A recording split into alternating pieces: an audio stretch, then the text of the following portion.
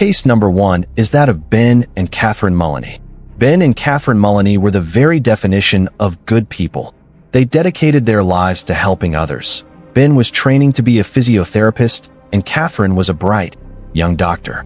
They were from Wales, deeply loved by their families, and had their whole lives mapped out. In July 2008, they traveled to the island of Antigua for their honeymoon.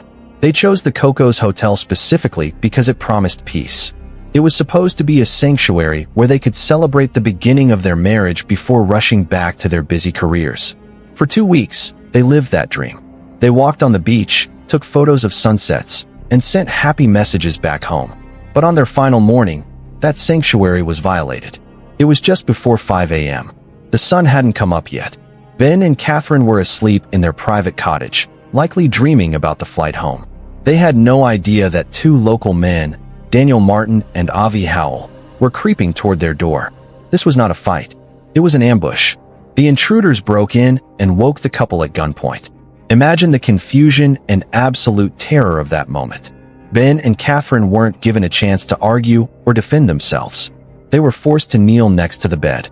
In a moment of senseless cruelty, the intruders shot Catherine in the back of the head. She died instantly. Ben was also shot in the head. He didn't die right away, but the damage was catastrophic.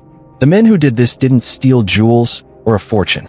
They took a cheap digital camera, a mobile phone, and a small handful of cash. They traded 2 brilliant lives for a few $100s. Ben was flown back to Wales on life support, allowing his parents to say goodbye, but he passed away a week later. The doctors who tried to save him were the same kind of people he and Catherine aspired to be. The investigation moved quickly because the killers were reckless. Police matched the gun used on the Mullanys to another murder of a local shopkeeper just weeks later. Martin and Howell were arrested, but they showed zero remorse. They refused to speak in court, staring blankly at the weeping families of their victims. In 2011, they were sentenced to life in prison. But for the Mullany family, justice is a hollow word. 2 healers were taken from the world, and all that remains are the photos from a holiday that was meant to be the start of everything. Case number 2 is that of Chris Chun. Chris Chun was a woman who had done everything right. At just 36 years old, she was a brilliant, award-winning pharmacist based in Memphis, Tennessee. Her friends and colleagues described her as a superstar, someone with boundless energy and a genuine passion for helping patients. She had a bakery business on the side, a love for travel, and a smile that lit up every room she entered. In February 2022, she married Bradley Robert Dawson, and months later, they traveled to Fiji for a delayed honeymoon. They booked a stay at the Turtle Island Resort, one of the most exclusive destinations on the planet. This isn't just a hotel. It is a private sanctuary that hosts only 14 couples at a time. It was the setting for the movie The Blue Lagoon, a place where Chris should have felt safer than anywhere else in the world. But inside their secluded bungalow, the paradise was a facade. On the night of July 8, 2022, other guests heard the sounds of a heated argument coming from the couple's room, followed by a heavy, disturbing silence. When Chris didn't appear for breakfast the next morning, resort staff went to check on her. The scene they walked into was one of absolute devastation. Chris was found dead on the bathroom floor. She hadn't just died. She had been brutalized. The medical examiner's report later revealed that she suffered multiple blunt force trauma wounds to her head and body. The injuries were so severe that her family was later told her body could not be embalmed for the funeral. The person she had trusted with her life had beaten her with such ferocity that he effectively destroyed her. While Chris lay dead on the cold tile of a bathroom floor thousands of miles from home, her husband was not calling for an ambulance. He wasn't trying to revive her. He was saving himself. In a move that displayed a chilling level of calculation, Dawson took his wallet and passport, left his GPS watch behind to avoid being tracked, and fled the resort. He stole a kayak and paddled over a mile in the open ocean to a neighboring island. When police finally tracked him down nearly 36 hours later, he tried to spin a story that insulted Chris' memory. He claimed they had a drunken argument, and he had simply left to give her some space. He tried to frame his flight as a cooling-off period. But you don't paddle a kayak across the ocean with your passport just to take a walk. The judge in the Fijian High Court saw through the lies. It was clear that Dawson had left his wife broken and dying while he tried to engineer an escape. The tragedy here is the immense loss of potential. Chris had spent decades building a life of service and success, only to have it extinguished in a single night of rage by the man who stood at the altar with her. In 2024, Dawson was convicted of murder. In early 2025, he was sentenced to life imprisonment with a minimum term of 18 years. He will spend the next 2 decades in a Fijian prison, far away from the comforts of his old life. But for Chris's parents, the sentence changes nothing. They didn't just lose a daughter, they lost the future she was so excitedly building, left with nothing but the ashes of a honeymoon that became a horror story. Case number 3 is that of Raja Raghuvanshi. Raja Raghuvanshi was a man who believed deeply in the traditional promise of marriage. He was a hard-working individual from India who viewed his wedding not just as a ceremony, but as the foundation of his future. He was devoted, eager to please, and completely enamored with his new bride, Sonam. To him, she was the partner he would build a family with. To her, he was simply an obstacle that needed to be removed. In May, the couple traveled to the breathtaking state of Meghalaya in northeast India for their honeymoon. It is a region known as the Abode of Clouds, famous for its misty hills, dense jungles, and cascading waterfalls. Raja likely thought this trip was a romantic escape to bond with his wife. He had no idea that he was funding his own assassination tour. The tragedy of Raja's death lies in the absolute depth of the deception. He wasn't walking into a dangerous neighborhood or taking an unnecessary risk. He was simply following his wife. On the day of the murder, they visited the Way Sadong Falls, a stunning, secluded spot that requires a trek to reach. As they walked down the trail, Raja probably felt a sense of adventure, perhaps holding Sonam's hand. He trusted her implicitly. But while he was admiring the view, Sonam was likely checking her phone, coordinating with the hitmen she had hired to trail them. The attack was brutal and swift. As they reached a quiet section of the path, Raja was ambushed. He wasn't given a chance to fight back or even understand why this was happening. He was attacked by men he had never seen before, men who had been paid a fee to end his existence. The most chilling aspect of this crime is that Sonam stood by and watched. She didn't scream for help. She didn't try to shield him. She was the architect of the moment. Raja died on that trail, betrayed by the one person in the world who had sworn a sacred vow to protect him. For days following the murder, Raja's family was subjected to a cruel theater performance. Sonam played the role of the grieving widow perfectly. She cried to the police, she wailed to his parents, and she spun a web of lies about how he had slipped or wandered off. She forced Raja's family to comfort the very woman who had killed their son. But the police in Meghalaya were thorough. They analyzed the call data records from the area, a remote spot where few mobile signals ping. They found a constant stream of communication between Sonam, her secret lover back home, and the hitmen on the ground. The digital footprint revealed a cold-blooded conspiracy. Sonam hadn't snapped in a moment of anger. She had planned this execution before the wedding henna had even faded.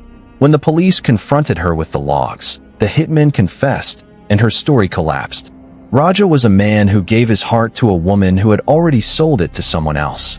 He went looking for paradise and found a trap, leaving his family with the agonizing reality that his love was the very weapon used to kill him. Case number 4 is that of Cody Johnson. Cody Johnson was a man defined by his kindness. At 25 years old, he was known in his Montana community for his gentle spirit and his deep, genuine faith. He wasn't looking for drama or excitement. He just wanted a partner to share his life with.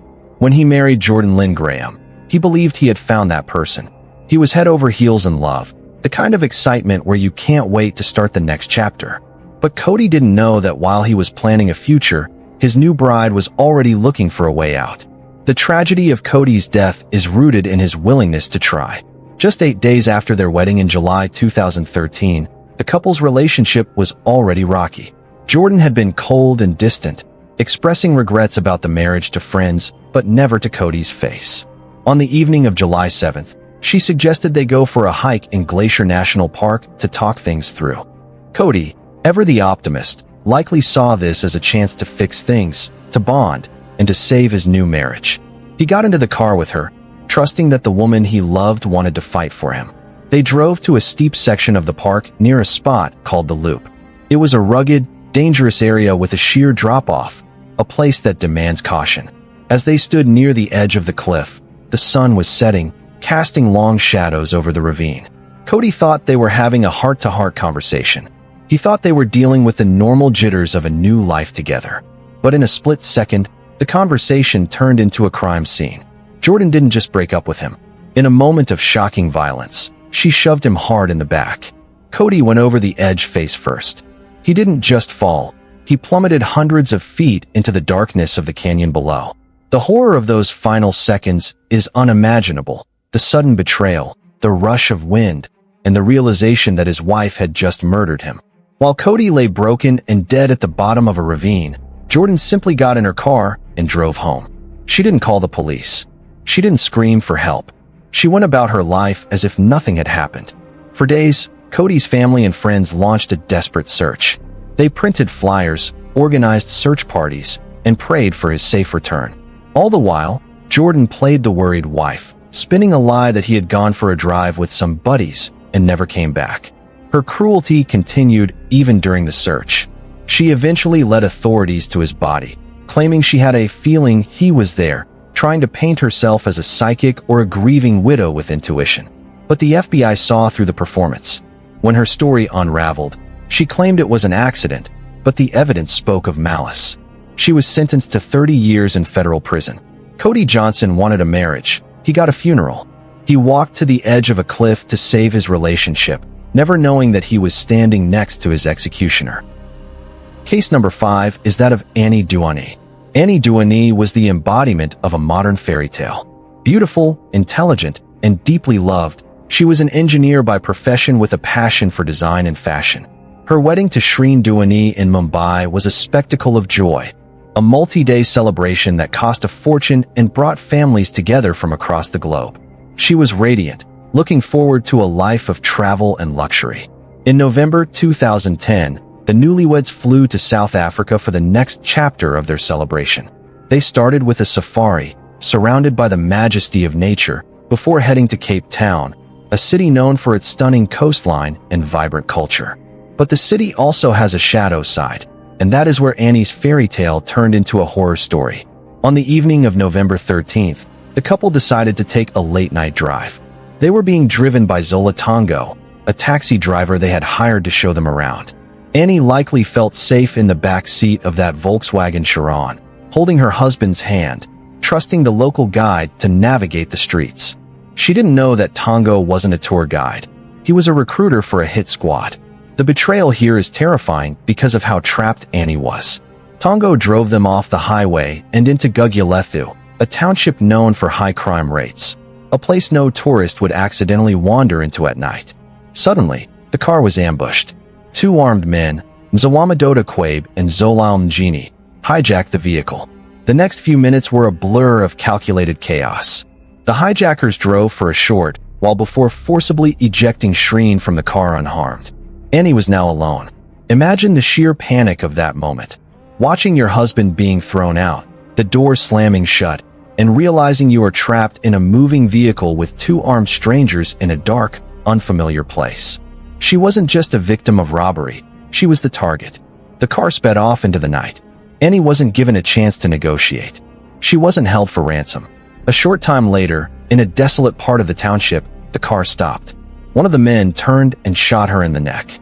It was a cold, clinical execution. They left her body in the back of the abandoned taxi, a discarded object in the dark. When police found her the next morning, her Armani dress and expensive jewelry were a stark contrast to the gritty surroundings. The investigation quickly peeled back the layers of a carjacking gone wrong. Zola Tongo, the driver, cracked under questioning. He revealed that this wasn't a random attack, it was a job. He had been paid to arrange the murder. Tongo and the two hitmen were convicted and sentenced to lengthy prison terms. While the legal battles regarding who ordered the hit became a global media circus, the undeniable fact remains. Annie was sold out. She was a young woman full of life who sat in the back of a taxi, trusting the world around her, only to be driven directly to her death.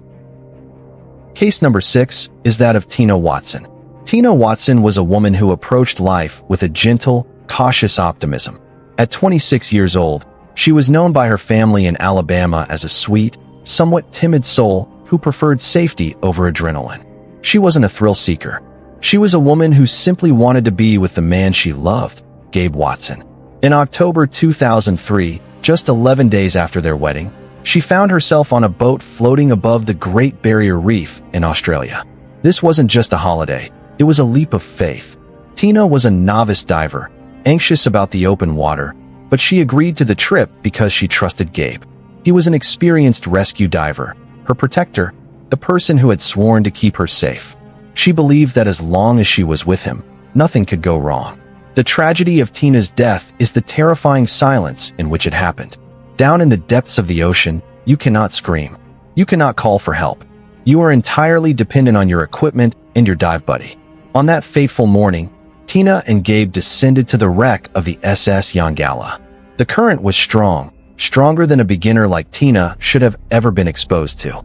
Within minutes, something went wrong. Tina began to struggle against the water. She was panicking, her movements becoming erratic as the fear set in. In diving, this is the moment your partner is supposed to step in, to stabilize you, to share air, to inflate your buoyancy vest. Tina reached out to her husband. She was literally within arm's reach of safety. But instead of being pulled to the surface, she was left behind. Witnesses later described a chilling scene. Gabe was seen holding on to Tina, but rather than helping her up, he let her go. He shot to the surface alone, leaving his new bride to sink. The image that haunts this case is one of the most disturbing in true crime history. A nearby diver on the wreck snapped a photo of their group, and in the background, almost unnoticed at first, is Tina. She is lying on the ocean floor, face up, arms floating listlessly, completely alone in the vast blue darkness. While her husband was on the surface, Tina was dying on the bottom of the sea, just yards away from other divers who had no idea she was in trouble until it was too late. When another diver finally saw her and brought her up, it was a race against time. They performed CPR on the boat for 40 minutes, desperate to bring the color back to her face. But Tina was gone. The autopsy revealed no equipment failure and no medical reason for her to drown. She had air in her tank. She died because in her moment of absolute panic, the person responsible for her life decided to save himself. The legal aftermath was a slap in the face to her grieving father. Gabe Watson served only 12 months in an Australian prison for manslaughter before returning to the US, where a judge later dismissed the murder charges due to lack of evidence. Tina Watson went into the water to please her husband, conquering her fears for the sake of their marriage, and was left to die in the one place where she couldn't speak for herself. Case number 8 is that of Michaela McAreavey. Michaela McAreavey was, in many ways, the daughter of Ireland. At 27 years old, she was radiant, a dedicated teacher, and a former Rose of Tralee contestant. As the daughter of Mickey Hart, a legendary Gaelic football manager, she grew up in the public eye, but she was defined by her own grace and her deep, unshakable faith. In January 2011, she married the love of her life, John McAreavey. Their winter wedding was a national event, filled with joy and hope. Days later, they flew to the tropical island of Mauritius, checking into the Legends Hotel. It was supposed to be a luxurious escape, a place where the pressures of the world couldn't touch them. The tragedy of Michaela's death lies in the mundane innocence of her final moments. On January 10th, the couple was having lunch by the pool. Michaela, wanting a snack to go with her tea, decided to pop back to their room, number 1025, to grab a biscuit. It was a simple, 2-minute errand. She left her husband at the table, smiling, likely thinking about the rest of their afternoon. She walked down the corridor, swiped her key card, and opened the door. She didn't walk into her room. She walked into a crime in progress. 2 hotel workers were inside, allegedly ransacking the room for cash and electronics. They weren't expecting the guest to return so soon. When Michaela entered, the sanctuary of her hotel room turned into a cage. She wasn't just a witness. She was a problem they needed to silence. The details of the attack are harrowing. Michaela was a strong, vibrant young woman, but she was ambushed in a confined space. She was dragged into the bathroom and strangled. They dumped her body in the bathtub and turned on the tap, a callous attempt to wash away the evidence of their panic. Meanwhile, John was still sitting at the poolside table, waiting for his wife. As the minutes ticked by, 5, 10, 15, he began to worry. He eventually walked to the room to check on her. The scene he found shattered his life forever. He found Michaela unresponsive in the water. He tried desperately to revive her, performing CPR until help arrived, but the light of his life had been extinguished for the sake of a petty theft. The aftermath was a second trauma for the family. 2 hotel workers were arrested and charged with her murder. The trial in 2012, held in Mauritius, was chaotic and controversial. Despite a confession, which the defense claimed was coerced by police brutality, the jury returned a verdict of not guilty. The men walked free. To this day, no one has been held criminally responsible for the death of Michaela McAreevy. She was a woman who had everything: faith, family, and a future, and it was all stolen in a hotel room over a handful of rupees. Her death remains an open wound, a stark reminder that sometimes the most beautiful places on earth can hide the darkest secrets. Case number 9 is that of George Smith IV. George Smith IV was the picture of the American dream. At 26 years old, he was handsome, successful, and seemingly had the world at his feet. He was set to take over his father's liquor business in Connecticut, a legacy he was proud to carry. In July 2005, he married Jennifer Hagel, a stunning nurse, in a lavish cliffside ceremony in Newport, Rhode Island. To celebrate, they booked a 12-day Mediterranean cruise aboard Royal Caribbean's Brilliance of the Seas. It was the ultimate honeymoon clichés come to life: casinos, black-tie dinners, and ports of call in Italy and Greece. George was on top of the world, unaware that he was sailing toward a mystery that would captivate and frustrate the world for decades. On the night of July 5th, the ship was sailing between Greece and Turkey. George and Jennifer were in the ship's casino, riding the high of their vacation. They met a group of 4 young men, students who were partying hard. The night blurred into a haze of heavy drinking. At some point, George's wife, Jennifer, tired and intoxicated, went back to their cabin or was escorted away, leaving George alone with this new group of friends. This is where the timeline fractures into one of the most disturbing puzzles in maritime history. George was last seen in his cabin, number 9062, with the men he had met. Neighbors later reported hearing strange noises coming from the room: thuds, arguing, and the sounds of furniture being moved. One neighbor described hearing men's voices speaking in hushed, urgent tones, and then a sickening sound like a heavy object hitting the metal of the ship. The next morning, the sun rose over the Mediterranean, but George was gone. His bed had been slept in, but he was nowhere to be found. The horror of what happened was revealed not in the cabin, but outside of it. Passengers on a balcony below looked out and saw a massive, horrifying bloodstain on the white metal canopy of the lifeboats. It was a gruesome smear of red against the pristine white of the ship. The betrayal in this case isn't just about what happened in that room. It is about what happened afterward. The cruise line's response was a disaster of negligence. Housekeepers were sent in to clean the room before forensic teams could properly process it, effectively wiping away potential DNA evidence. The bloodstain on the canopy, the only silent witness to George's final moments, was eventually washed away. George Smith likely went over the balcony railing, falling onto the canopy before rolling into the dark waters below. But did he fall? Or was he thrown? The men he was with claimed he was just drunk, but the sheer volume of blood suggested a violent struggle. His body was never recovered. His family was left without a grave, forced to fight a massive corporation for answers that never came. George Smith went on a honeymoon to celebrate his future, but somewhere in the deep waters of the Mediterranean, he became a ghost, leaving behind only a bloodstain and a question mark that haunts the industry to this day. Case number 10 is that of Ian Redmond. Ian Redmond was a man of quiet determination and sharp intellect. At 30 years old, he was a software developer from Lancashire, England, known for his technical mind and his devotion to his new wife, Gemma. They were a couple who seemed to have figured it all out: young, successful, and deeply in love. In August 2011, just 10 days after their wedding, they found themselves in what is often described as the closest place to heaven on earth, the Seychelles.